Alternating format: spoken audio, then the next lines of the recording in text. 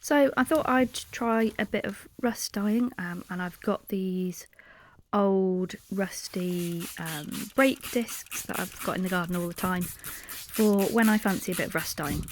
So this is a piece of old tablecloth that I got in a charity shop, and I've just started spraying it with water. And last time I did a print from these, the middle of the fabric sunk down, and I really like the effect. So I thought I'd try and do that deliberately this time rather than accidentally. So I'm just sort of wetting the fabric and pressing it down so that it picks up some of the metal within the brake disc. It was a sunny day, so apologies that it's not that easy to make out, but there's not a lot to see. It's more the technique at this stage, and you'll be able to see more later on in the video when the sun goes in a little bit. Not that we should moan about the sun, because we don't have it quite as much as we'd like.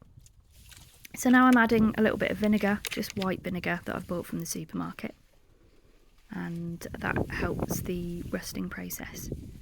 So I had a few used tea bags. I'm not sure what tea this was, possibly a little bit of green tea. So I thought I'd put a bit of that on. It wasn't really strong enough to make much of a difference, I don't think. But the option is to make it a little bit more concentrated, or to try a different type of tea. But I'll come back to the tea a bit later in the video. So then I'm just covering it with a plastic bag that I've opened up, that I've used loads and loads and loads, and a old tray. And I left it overnight. So I think it was sort of morning time when I set this up, and this is me coming back to it early the next morning. So you can see that it's made a bit of an impression with the rust, and I want to dull down some of the white areas to make it more of a design. So this is tea, just normal English tea, recycled tea bags. So it's probably not as strong as normal tea would be. So if you want it darker, make the tea a bit stronger. And I was just pouring it on, not all over because I don't want to lose all of the rust colour. And now I'm just adding in a few areas to just try and darken a few of the areas a little bit more, and as I say, create a little bit more of a design.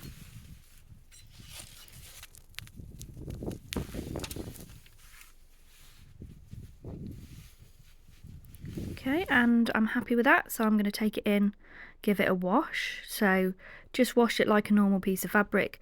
I don't personally put it in a salt solution because I've put the salt on at the beginning. And this is the result. I'm quite happy with it. I like the darker ring in the middle.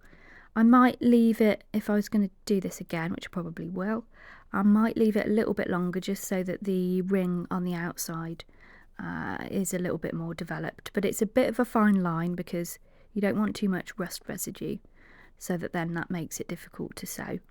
So yeah, let me know what you think.